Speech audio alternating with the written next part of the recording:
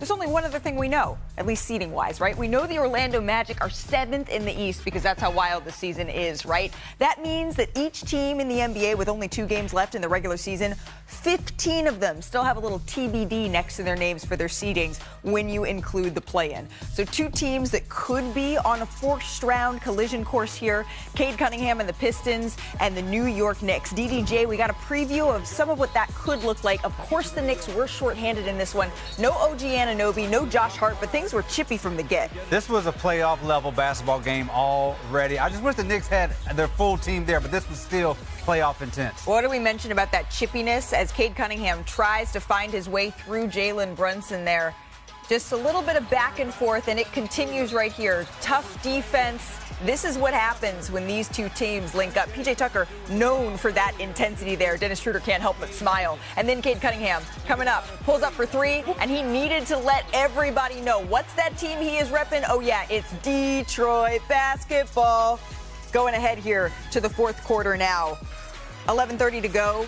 Towns off the inbound, buries that long 2-pointer there. So the Knicks, they take a 2-point lead. This was a good evening for Karl Anthony Towns, DDJ. Yeah, he really came alive in that 4th quarter after a slow start, but he was really the Knicks' primary offense during that stretch. He finished with 25 points, 10 rebounds, his 31st type of performance this season that ties him for the 5th most 25 and 10 games in Knicks history. But we still got some game to play. Cade Cunningham, there's something he likes about playing against New York, going to work there, flips it in. Pistons now take a 2-point lead. And then the Pistons up 1 here.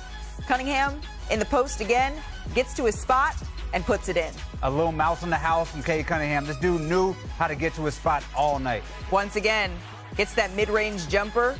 Gets that one to go. The Pistons extend their lead and get the win in this one. The Pistons are now 3-1 against the New York Knicks this season. And if you're sleeping on Cade Cunningham, his play will be the nightmare that wakes you up. Just look at these numbers that the Pistons are having plenty of confidence, right, heading into the playoffs. There's an 85% chance, DDJ, that we are going to see the Pistons and the Knicks meeting up in this first round.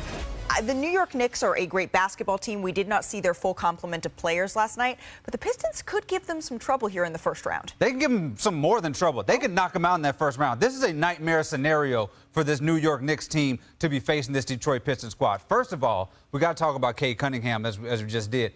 They're in a situation with as good as Brunson is, with as great as Karl Anthony Towns is, they will not have the best player on the court when they face Detroit Pistons. The best player on the court is going to be Cade Cunningham. We just saw what he did. 30 points average over the season, but that's not even including a 30-point blowout that they had. The last 3 games, he's averaged about 35 points. This dude knows how to get to his spot against those Knicks. It was mouse in the house all night. He knows how to slow that thing down, and then also he can get the ball to the bigs down low. He has just so many problems for that Knicks team defensively. Then on the other side, this Pistons squad is a top 10 defense since the All-Star break. They can cause a lot of trouble on that end as well. We've talked about how they have the right infusion of young stars along with vets. It feels like they finally got all the pieces clicking at the right time, and they certainly play tough. JB Bickerstaff, of course, has playoff experience. I'm not sure I can go quite as far with you that they have the best player in this series. If Jalen Brunson is at his full complement, of course, he's been working his way back from injury here. For the Knicks to be able to put the Pistons away, what's going to come down to?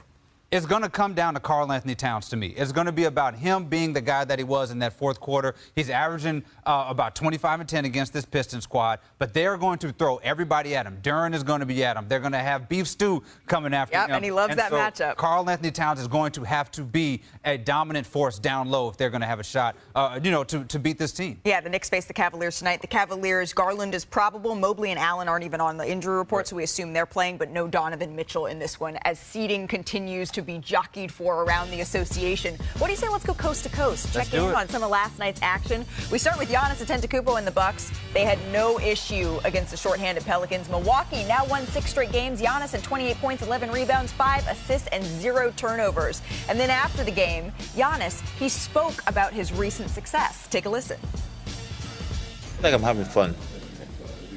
That's all. I feel like I'm having fun. If I'm having fun, I'm competing, I'm in a good place. It doesn't matter how many minutes I play or what's in front of me. I just want to, have fun and compete. So what does a having fun Giannis mean for the Bucks heading into the postseason? This means that Giannis gives the Bucks a shot against anybody. I mean, he has had to pick up the pieces after this team does not have Dame Lillard, probably won't have him for at least the beginning of the playoffs. Giannis has taken over that responsibility, got everybody involved. The assists have been up, and he said, I'm going to put this team on my shoulder no matter who's missing. And that's the biggest question mark. Will we see a fully healthy Milwaukee Bucks team? Next up, Tyrese Halliburton and the Pacers. They also won their 6th straight. They defeated a Cavaliers team that was without Mitchell, Mobley, and Darius Garland. But hey, you got to beat who's in front of you, right? With the win, they secured a home court in the first round. Perk, we're talking about Tyrese recording his 33rd 10-assist game this season. How much of a problem is this team going to be in the playoffs? A serious problem, Malika. This team did go to the Eastern Conference Finals last year. This team has an identity on both sides of the basketball. Offensively, we know that they're one of the best offensive teams in the league. They're led by the head of the snake and Tyrese Halliburton and Pascal Siakam in the half-court set. He could get a bucket. Well, the Pacers and Bucks, they're both playing their best basketball at the right time. They have an 85% chance again to run it back in the first round. Last year, the Pacers won their meeting in 6 games, but the Bucks have won 3 of their 4 meetings this season. So, Perk, in a 7-game series, who are you giving an edge to, the Bucks or the Pacers? Without Dame Lillard, we don't know what's his status. I give the slight edge to the Indiana Pacers, but I will say this, right? In my eyes, Giannis is the 2nd greatest power forward of all time behind Tim Duncan. Okay? In this been having, part that I've been seeing to Giannis' game, Malika, is that the assists, him being able to make guys around him better at a high rate. Every time I look up, Giannis is getting a triple-double. And so this is an opportunity for Giannis to go into this postseason and show the world that, hey, I'm Giannis Antetokounmpo. I'm still one of the best, if not the best players in the world. So when I look at Giannis, a happy Giannis, I will say this. Although I get a slight edge to the Pacers, I would not be surprised if it goes 7 games or Giannis is the best player in that series and the Bucks pull it off. What it comes down to in a lot of ways is health for the Milwaukee Bucks. Unfortunately, we have not seen a healthy Milwaukee Bucks team in the playoffs for a couple of years now. Because what if I told you this? Since winning the championship, they have won only 1 playoff series. They do not want to have back-to-back-to-back first-round exits because larger conversations could start to bubble up for the Milwaukee Bucks. But again, I put nothing past Giannis Antetokounmpo. An 85% chance we're going to get a rematch of the Pacers